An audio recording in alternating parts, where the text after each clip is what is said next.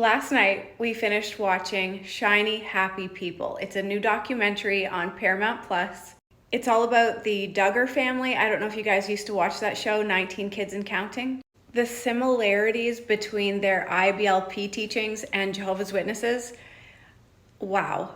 We're sitting there watching it just going, oh my goodness. So their religion was all started by one man. I think his name was Bill Gothard.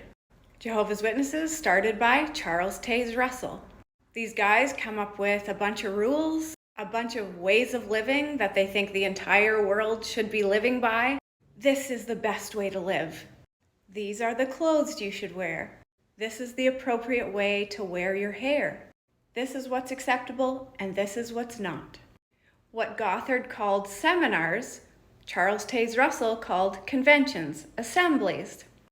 They come out with their own books, literature, magazines, brochures. What Gothard calls headquarters, Jehovah's Witnesses would call headquarters or Bethel.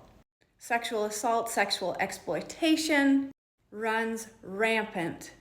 Leaders teaching parents how to discipline their children, and it's insane. Blanket time, wait till you watch the documentary. Teaching kids to be submissive, especially girls. Do what you're told or else. The tearing apart of families, because heaven forbid someone has different beliefs than you do. Both Jehovah's Witnesses and the IBLP, their entire mission is just to spread their beliefs. They want to get as many people as possible living like they do.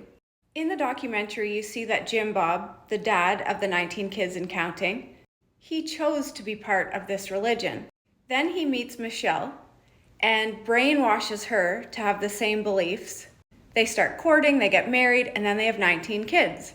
Now, the worst part about this to me is that these 19 children, they didn't get a say. They didn't get to choose whether they wanted to be part of this religion or not, which is the same as Jehovah's Witnesses. If you're born into it, you get zero choice. Oftentimes, as these kids get older, they start to realize that they don't want to live their life this way. But if they say anything, if they go against their parents or the religion, they're either bullied or encouraged to stay. And if not, they get disowned, kicked out of their families, their community, disfellowshipped. Just imagine how many children are staying inside these cults, these religions, because they have nowhere else to go. That is the definition of a cult, right there. If you can't just walk away, the best part is that the parents and the leaders of these religions preach that it's loving. This is love.